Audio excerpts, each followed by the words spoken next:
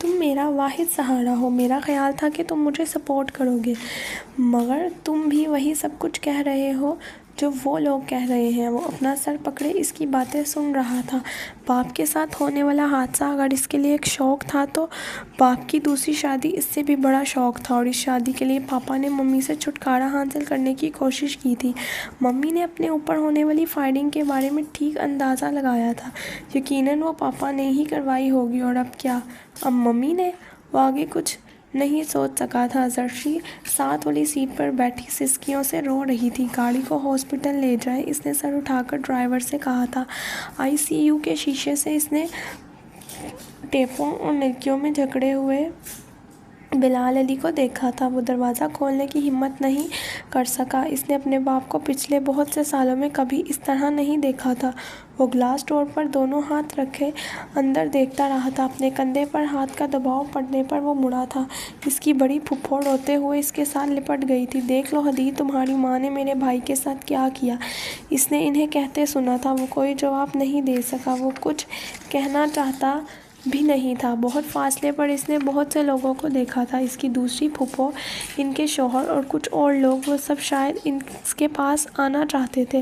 وہ کسی سے ملنا نہیں چاہتا تھا۔ بڑی پھوپھو کو خود سے الگ کر کے وہ ICU کے اندر داخل ہو گیا تھا۔ بلال علی کے بیڈ کے پاس جا کر اس نے ان کا چہرہ دیکھا تھا۔ وہ ریسپیریٹر کے ذریعے سانس لے رہے تھے۔ وہ نہیں جانتا وہ کتنی دیر اس کے پاس اسی طرح کھڑا رہا تھا۔ کچھ ڈاکٹرز راؤنڈ پر آئے تھے، اور ان میں سے ایک نے تسلی کے کچھ کلمات کہتے ہوئے ان کی پشت تھپتھپائی تھی۔ کیا آپ ان کو بچا سکتے ہیں؟ حدید نے خود کو کہتے سنا تھا۔ ہم صرف کوشش کر سکتے ہیں، باقی اللہ کے ہاتھ میں ہے، ڈاکٹر نے ہلکی آواز میں اس سے کہا تھا۔ اس نے سر اٹھا کر ڈاکٹر کو دیکھا تھا۔ گاڈ، اس کے ذہن میں ایک نام لہرایا تھا۔ میں خدا سے دعا کروں گا کہ وہ اپنی بات مکمل نہیں کر سکا۔ اس کی آواز بڑھ گئی تھی۔ ڈاکٹر نے ایک بار پھر اس کی پشت تھپتھپائی تھی اور اسے لے کر ICU سے باہر آ گئے تھے۔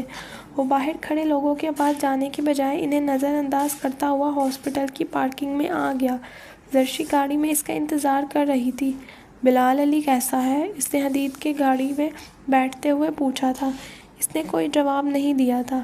اس نے سیٹ کی پشت سے ٹیک لگا کر آنکھیں بند کر لی تھی۔ گھر پہنچ کر بھی وہ خاموش ہی رہا تھا۔ اس نے زرشی سے کوئی بات نہیں کی تھی۔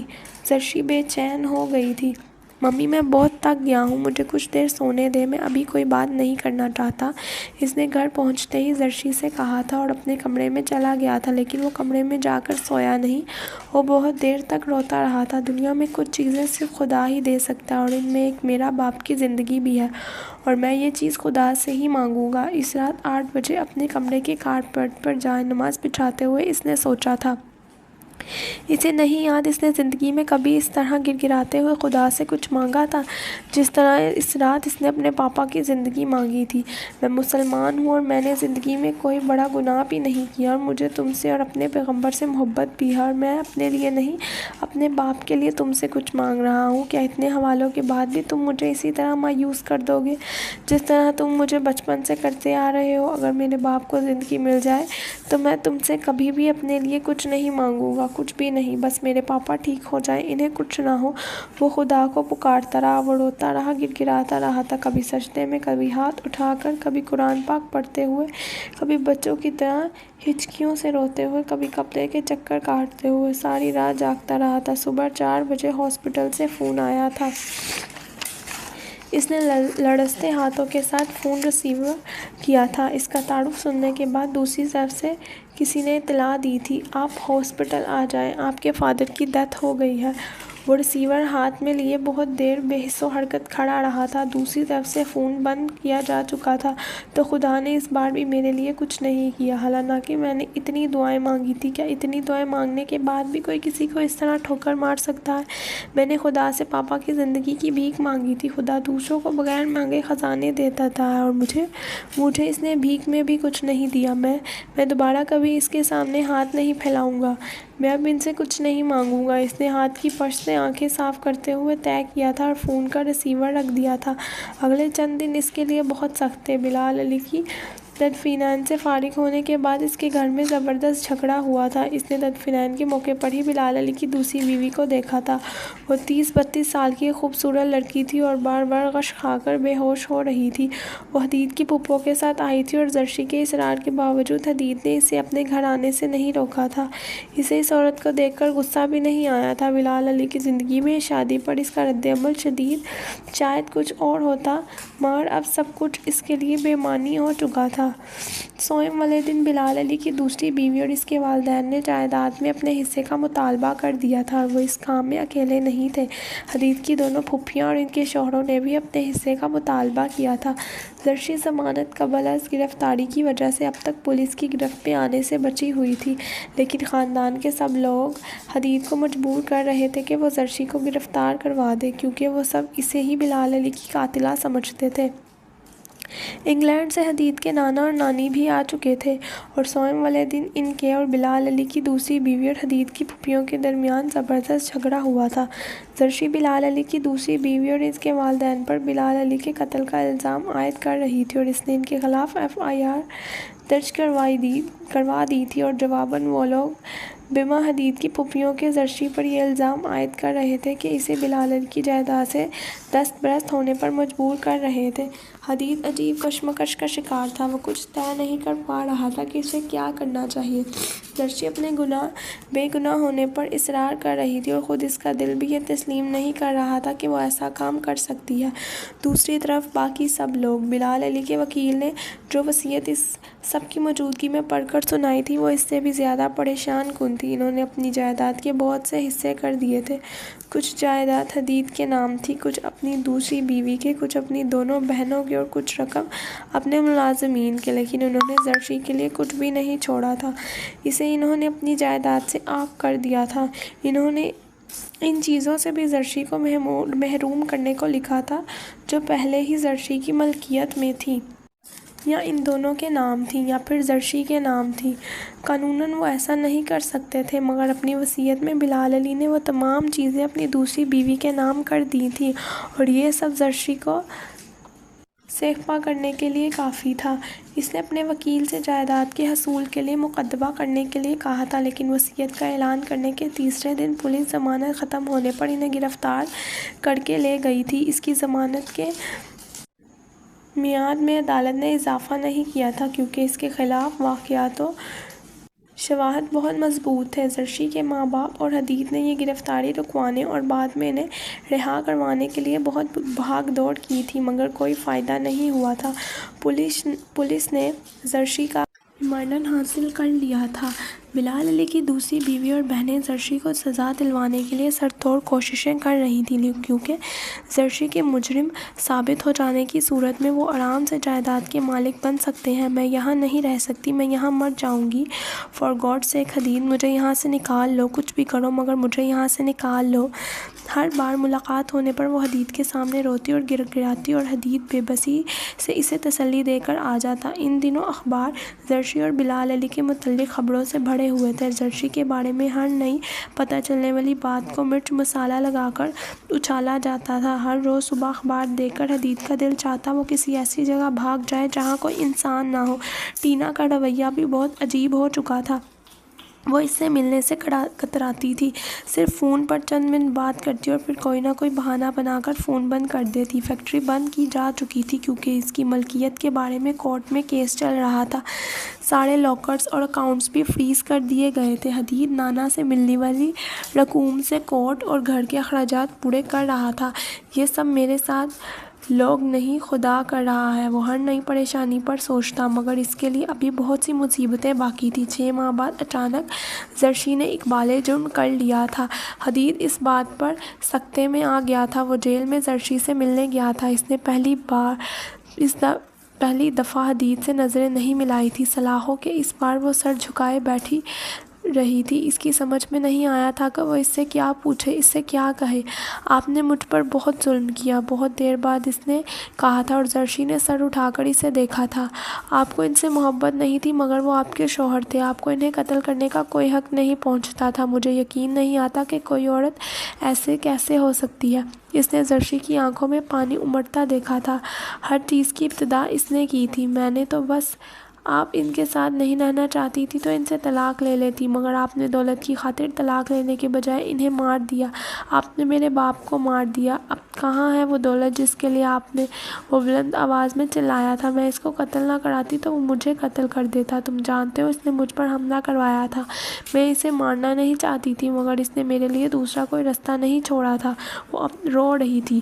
اگر کبھی میں آپ کے لیے دوسرا راستہ نہیں چھوڑوں گا تو کیا قتل کروا دیں گی؟ اس نے زہریلے لہجے میں پوچھا تھا۔ حدید: ہاں، آپ کروا سکتی ہیں۔ آپ شوہر کو مار سکتی ہیں تو اولاد کو بھی مار سکتی ہیں۔ آپ نے میرے لیے دنیا میں کہیں کچھ نہیں چھوڑا، عزت کی ایک جھلک تک نہیں۔ میں لوگوں کو آپ کی بے گناہی کا یقین دلاتا پھر رہا ہوں، اور آپ جیسی عورتوں کو گھر نہیں بسانا چاہیے۔ آپ کو تو گھر کا مطلب بھی پتہ نہیں۔ جس نام اور شہرت کے لیے آپ نے اپنا گھر برباد کر دیا، وہ نام اور شہرت آج کسی اخبار میں پڑھ کر دیکھیں لوگ آپ کو کتنی عزت سے یاد کرتے ہیں۔ آپ جیسی عورتیں پتہ نہیں دنیا سے اپنی کون سی قابلیت منوانا چاہتی ہیں۔ آپ نے ہمیشہ مجھے نظر انداز کیا، پاپا کو نظر انداز کیا، لوگوں کو یہ بتاتے ہوئے کہ آپ میری ماں ہیں میں کس عذاب سے گزرتا ہوں، یہ صرف میں ہی جانتا ہوں۔ کیوں اتنی ہوس نہ تھی آپ کو شہرت کی، نام کی؟ آخر کیوں آپ نے اپنے ساتھ 2 اور انسانوں کو بھی برباد کر دیا؟ کیوں آپ کو ایک انسان کے قتل کرتا ہوا خوف نہیں آیا؟ اس کے سوالوں کا زرشی کے پاس کوئی جواب نہیں تھا۔ وہ بس بہتے آنسوؤں کے ساتھ چپ چاپ اسے دیکھ رہی تھی۔ جب وہ خاموش ہوا تو ایک دم وہ سلاخوں کے ساتھ سر لگا کر پھوٹ کر رونے لگی تھی۔ حدید کچھ کہے بغیر اس کے پاس سے اٹھ کر آ گیا تھا۔ اگلے دن وہ وکیل کے پاس بیٹھا ہوا تھا۔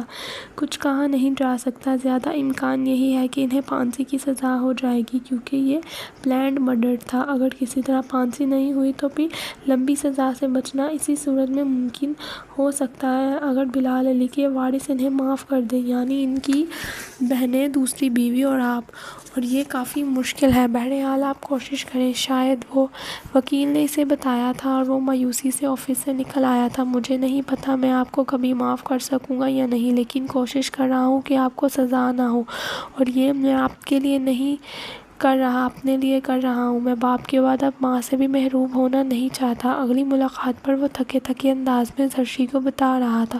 وہ خاموشی سے اس کا چہرہ دیکھتی رہی تھی۔ چند ماہ کے عرصے نے اسے اپنی عمر سے بوڑھا کر دیا تھا۔ فیشل اور ماسک کے ذریعے چھپائی جانے والی جھریاں اب چہرے پر نمایاں تھیں۔ پیڈیکیور اور مینیکیور سے محروم ہاتھ پاؤں کے ناخن بڑھے ہوئے اور گندے تھے۔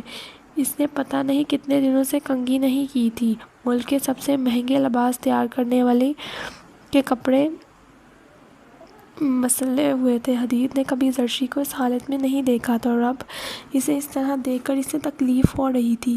کیا اسے مکافات عمل کہا جا سکتا ہے؟ اس نے سوچا تھا۔ مجھے یہاں نیند نہیں آتی، یہاں بہت مچھر ہے، میں ساری رات جاگتی رہتی ہوں، وہ اسے بتا رہی تھی۔ وہ نہ چاہتے ہوئے بھی اسے تسلی دینے لگا تھا۔ سزا معاف کروانے کی اس کی ساری کوششیں ناکام ہوئی تھیں۔ ان لوگوں میں سے کوئی بھی زرشی کو معاف کرنے پر تیار نہیں ہوا تھا۔ اب صرف یہ باقی رہ گیا تھا کہ جج اسے پھانسی کی سزا دیتا ہے یا عمر قید کی۔ مقدمے کے فیصلے سے ایک رات پہلے وہ پھر بہت عرصے بعد خدا کے سامنے زرشی کے لیے گر گرایا تھا۔ اس بار تو میری دعا سن لو، اس بار تو میرے ہاتھ نہ جھٹکو، پاپا کے لیے نہیں تو ممی کے لیے ہی صحیح، مگر میری دعا قبول کر لو، کوئی ایک رشتہ تو میرے لیے رہنے دو۔ اے خدا، میں تو مسلم ہوں، اے خدا کا ماننے والا ہوں، اپنی ماں کے لیے دعا کر رہا ہوں۔ ماں باپ کے لیے دعا کرنے والوں کی دعا تو تم رد نہیں کرتے۔ میرے پاس یہ آخری رشتہ رہ گیا ہے، یہ بھی ختم ہو گیا تو میں کیا کروں گا، کیسے رہوں گا، کیسے جیوں گا؟ خدا، اس بار تو مجھ پر رحم کرنا، اس بار تو مجھے مایوس مت کرنا، میں تیرے سب سے عزیز پیغمبر کا ماننے والا ہوں، تو میرے لیے ان کے لیے ہی مجھے معاف کر دینا، میری آزمائش ختم کر دینا، میری ماں کو تکلیف سے آزادی دے دینا۔ اے پیغمبر کی امت کو تو مایوس نہیں کرتا، ان کی دعاؤں کو تو ضرور سن لیتا ہے۔ میں بھی ان کی امت میں سے ہوں، میں بھی تجھ سے مانگ رہا ہوں، مجھ پر اپنا کرم پڑ، مجھ کو مایوس مت کر۔ ملزمہ زرشی بلال علی پر اپنے شوہر بلال علی کو ایک سوچے سمجھے منصوبے کے تحت قتل کرنے کا الزام عائد کیا گیا تھا۔ تمام واقعات و حقائق اور گواہوں کے بیانات کی روشنی میں یہ ثابت ہو جاتا ہے کہ ملزمہ زرشی بلال علی نے جائیداد کے اصول اور اپنے شوہر سے دوسری شادی کا بدلہ لینے کے لیے اسے ایک سوچے سمجھے منصوبے کے تحت بڑی بے رحمی سے قتل کیا۔ یہ عدالت ملزمہ زرشی بلال علی کو عمر قید اور پھانسی کی سزا دیتی ہے۔ اگلے روز صبح 11 بجے عدالت نے فیصلہ سنا دیا تھا۔ زرشی نے عدالت میں ہی بلند آواز میں رونا شروع کر دیا تھا۔ حدید کسی بت کی طرح اپنی سیٹ پر بیٹھا رہا تھا۔ پوری رات گھٹنوں کے بل کسی بھکاری کی طرح خدا کے سامنے گڑگڑانے کا نتیجہ یہ ہے، اور یہ سب پہلی بار نہیں ہوا، ہمیشہ ایسا ہی ہوتا رہا ہے۔ آخر میں نے اللہ سے دعا کیوں کی تھی؟ آخر کیوں میں نے؟ وہ چہرہ دونوں ہاتھوں میں چھپا کر بلک بلک کر رونے لگا تھا۔ پولیس زرشی کو لے جا چکی تھی۔ فوٹوگرافرز اس کے آگے پیچھے بھاگتے ہوئے برآمدے میں اس کی تصویریں کھینچ رہے تھے۔ عدالت کا کمرہ خالی ہو چکا تھا۔ اس کا وکیل شکست خورد زدہ انداز میں اسے تسلی دے رہا تھا۔ زندگی میں خدا کی وجہ سے میں آخر کتنی بازیاں ہاروں گا، اس نے اپنی سیٹ سے اٹھتے ہوئے تلخی سے سوچا تھا۔ اس شام اسے ایک بار پھر ٹینا کی ضرورت محسوس ہوئی تھی۔ اس نے اس امید میں اسے فون کیا تھا کہ شاید وہ بیرون ملک سے واپس آ گئی ہو۔ پچھلے کئی ماہ سے اسے فون کرنے پر یہی پتہ چلتا تھا کہ وہ امریکہ گئی ہوئی ہے اور ابھی تک واپس نہیں آئی۔ اسے پہلی بار یہ جان کر حیرانی ہوئی تھی کیونکہ اسے مطلع کر کے نہیں گئی تھی، لیکن پھر اس نے یہ سوچ کر خود کو تسلی دے دی تھی کہ وہ پچھلے کئی ماہ سے اتنا مصروف رہا ہے کہ شاید جب اس نے فون کیا ہوگا وہ اسے نہیں ملا ہوگا۔ لیکن امریکہ جانے کے بعد ایک بار بھی اس نے حدید سے رابطہ کرنے کی کوشش نہیں کی تھی، اور بہت سی دوسری پریشانیوں میں ایک پریشانی یہ بھی شامل ہو گئی تھی۔ کیا آپ بتا سکتی ہیں کہ وہ کب تک واپس آئیں گی، یا ان سے رابطے کے لیے کوئی فون نمبر یا ایڈریس دے دیں؟ اس نے ہمیشہ کی طرح فون پر اپنا مطالبہ دہرایا تھا۔ فون پر ٹینا کی کزن بات کر رہی تھی اور اس نے یہ کہہ کر فون رکھ دیا تھا کہ وہ اس کا فون نمبر اور ایڈریس نہیں دے سکتی، البتہ ٹینا کا فون آنے پر اس کے بارے میں اسے بتا دے گی۔ ٹینا نے مناسب سمجھا تو وہ پھر خود اس سے رابطہ کر لے گی۔ حدید نے بے دلی سے فون رکھ دیا تھا۔